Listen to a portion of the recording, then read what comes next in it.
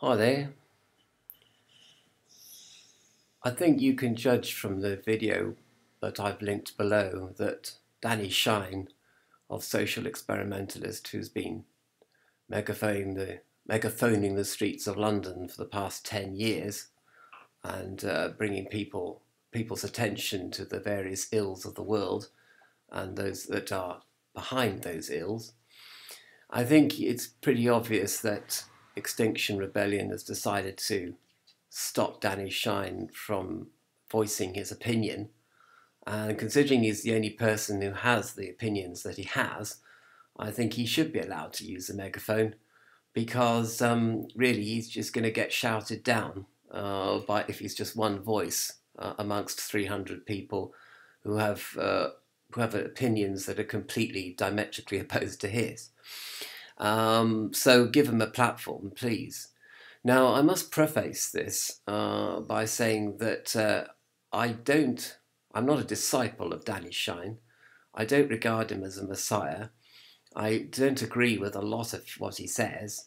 I also think that he is a little bit bullying of members of the public who are too poor to go and shop at your swanky upper middle class health food shops in London, and they can only actually afford to shop at Lidl or Aldi because they're pretty damn penniless. Anyway, so that's one thing, and also I think that his views, his overall tendency is to misanthropy, which is the hatred of all people. And you know about misogyny, which is the hatred of women. Well, misanthropy it goes one further, and that's hatred of men and women, hatred of the entire human race and all the races and all the cultures of humankind. That's not a tendency that you want to develop too far, and it's a tendency which you could develop without really knowing it, even though your intentions are honourable, or they begin as being honourable. So having said that, I am very sceptical of Extinction Rebellion, which everybody keeps saying is Extension Rebellion for some strange reason. Even people on TV, TV presenters. Anyway, Extinction Rebellion, I'm pretty sceptical of them. And I'll tell you a little story. Well, I've been involved in animal rights for decades now. Not as active as I used to be, but I'm certainly, I used to be very active. And in the days when I was active, you used to come across certain groups and organisations supposedly fighting for animal rights or animal welfare even, which are different things really.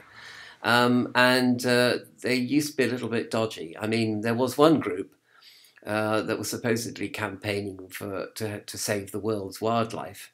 And they were an out-and-out scam. I mean, they were just taking people's money, subscription, membership money, and using it for business trips and feathering their own nests. I mean, that was a straight out-and-out scam. I mean, yeah, nothing else can be said about that. And then you have got groups like the Animal Liberation Front, which I was an avid supporter of originally.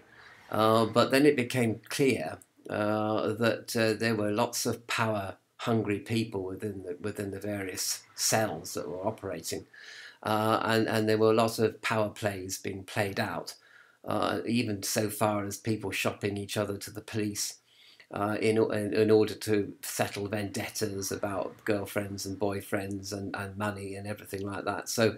And there wasn't just the Animal Liberation Front. There were other groups as well that have a lot of bitchiness and a lot of power plays going on. I mean, I suppose you could argue any society has that going on. Any group, any religious group, social group, humanist group, whatever. So I suppose that's not much of a point really. But given that I suppose a lot of people also in the animal rights movement are very angry people. And when you get a lot of angry people, they're angry with themselves, with each other, as well as being angry with the state or with the corporation. So that was something that some people didn't actually resolve, I think, very well. And they actually ended up just taking that anger out on their own members, even on themselves through self-harm and things like that, which is pretty stupid. But there you go. you kind of lose objectivity and professionalism, I might say. As a professional lobbyist group, you lose that, and then you descend into mental chaos, and eventually to prison as well, in some cases. And then the third thing was we had a little group that was supposed to be anti-vivisection. Now this group was very interesting because, a bit like Extinction Rebellion, it seemed to be very glossy and it seemed to have a lot of money behind it. A lot of unknown benefactors were paying money into this group. And, you know, this group was interesting because it looked at vivisection, and it said and it emphasised that its main campaign was called the 3 Rs. Okay, the 3 Rs. That is to say, reduce, refine, replace. So you reduce the number of animals used in testing, for example. You replace animals as far as you can with tissue cultures and 3D modelling on computers and things like that.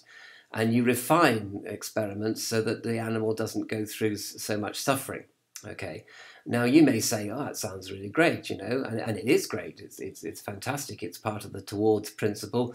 We're heading towards a vivisection-free science, a science which is more accurate, more in tune with the needs of human beings, etc., etc. So you may say that's really great, and it is really great. Only when you started to say to them things like, "Yes, but vivisection is immoral," okay, and people have been saying that for literally 150 years.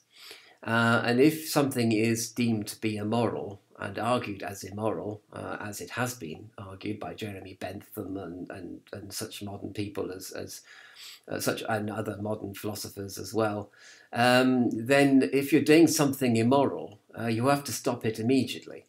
I mean, if you're downloading child pornography, as well as being illegal, which is just an accident of society in a way, it's also immoral. So you have to stop doing it immediately, don't you? It's not a matter of, oh, you might get caught. You have to stop doing it because it's immoral. Right? It's just wrong, okay? So vivisection, same thing. If it's just wrong, and you have to stop doing it.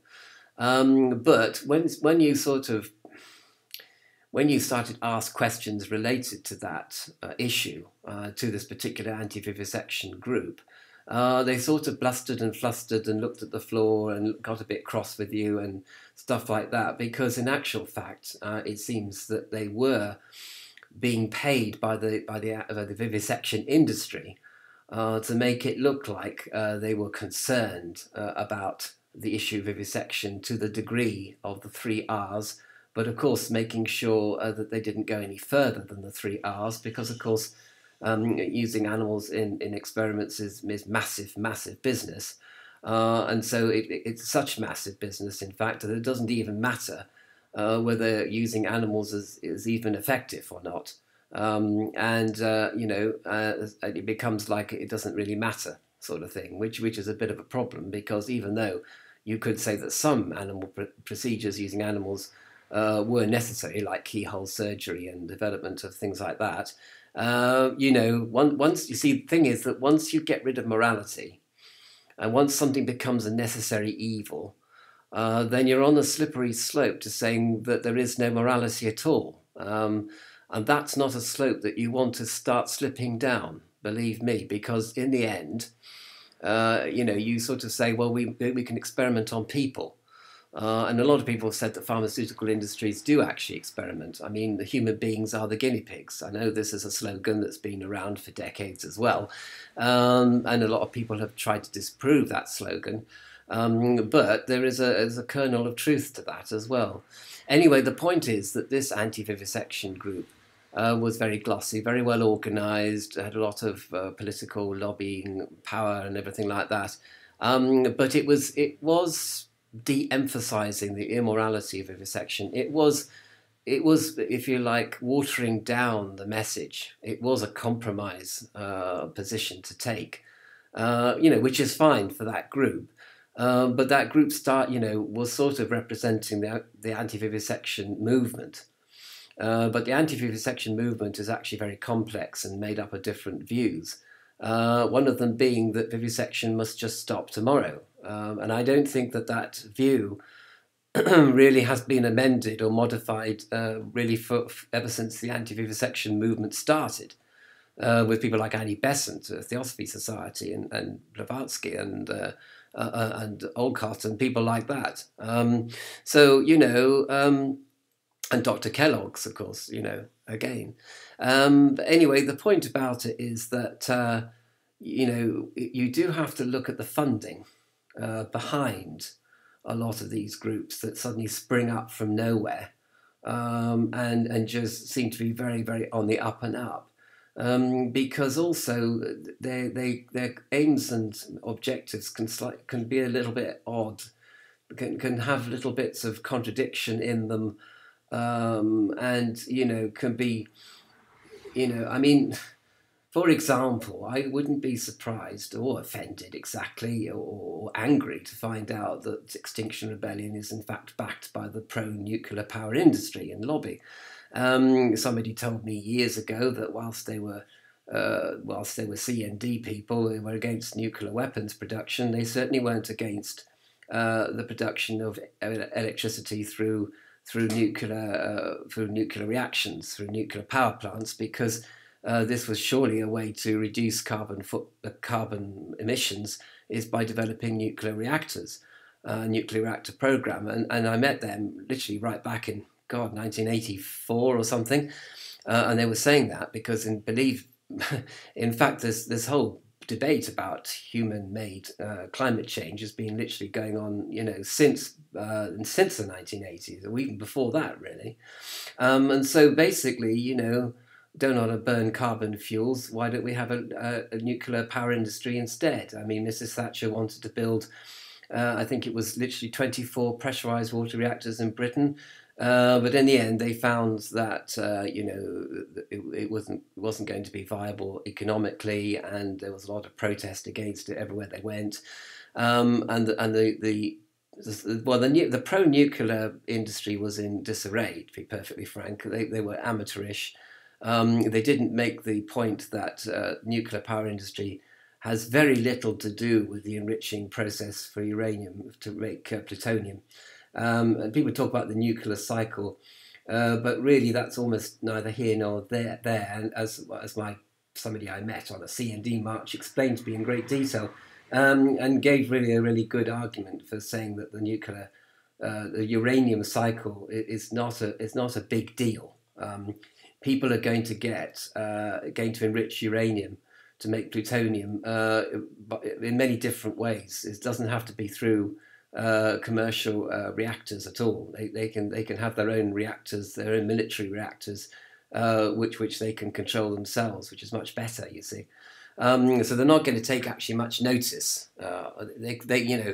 People want to make nuclear weapons, they're going to make them, whatever, because they're just determined to do that, and that's it. Like Iran.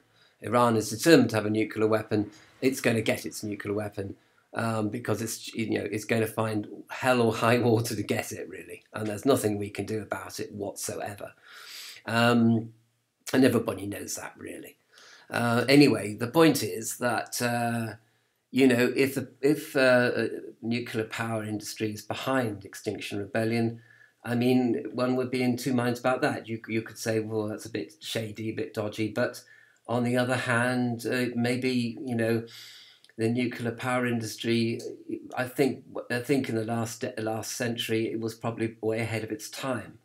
I think the technology was crude compared to how it would be now. I think that a lot of lessons have been learnt by the nuclear power industry, and a revitalisation of that industry perhaps is going to be accelerated by this group, basically, by this middle class fancy group. Called Extinction Rebellion, which is so well organised and has lots of unknown money behind it. However, the thing about it, the biggest thing about it, as far as a lot of people like Danny Shine are concerned, is that yet again, you see, it's a form of mind control using fear. We're frightened of global warming. We're frightened of having 12 years left to live. and all this. And when people are frightened, or when a campaign is using fear, as much like CND actually used. I mean, CND used fear as well. Whenever you get a pro-government lobby or an anti-government lobby or any sort of non-governmental organization which uses either fear or greed to hasten its message, to make its message more popular, to make it more sexy, sassy, make it more media friendly, you've got to be sort of very, very suspicious about that, because generally speaking, no good can ever come of greed and fear.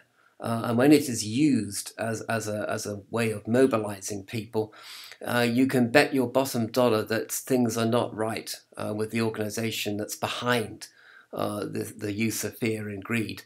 So as a general philosophical point, which I'd like to end on now, Extinction Rebellion uses fear as its main weapon, as its main galvanizing energy. But on the other hand, there could be greedy lobbyists behind this group who are hoping to use this group, manipulate all the people that are on it, to actually to get their way within government, within world government. So, you've got to bear that in mind. And then, of course, there is just the simple fact of the matter, as I have come across in the animal rights movement, that some groups are literally scams. I mean, that they are literally taking people's money and running off with it and banking it and putting it into Swiss bank accounts. I mean, that literally can happen. And just because somebody is alternative, just because somebody's hippie, just because somebody is into environmentalism, doesn't mean to say that they're not actually doing something criminal and actually illegal with your money and wasting your time and your resources. So, keep your wits about you. And don't just sign a petition. Don't just, look into this group. Try to find out, who's backing it. Be aware of make it,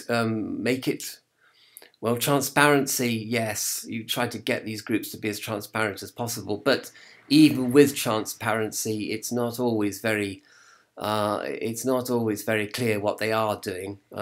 People use transparency to their advantage as well, without becoming rather too paranoid about it all.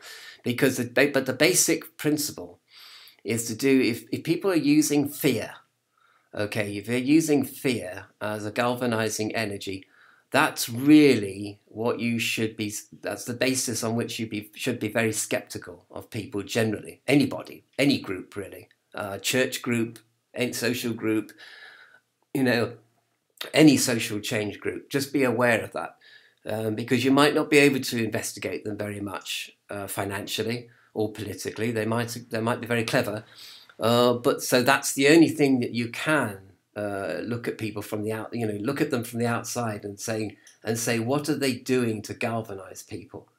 And okay, I understand that veganism has also used fear. They used the fear of BSE, CJD as a way of getting people to become vegans, and other people have used fear, like the anti-smoking lobby.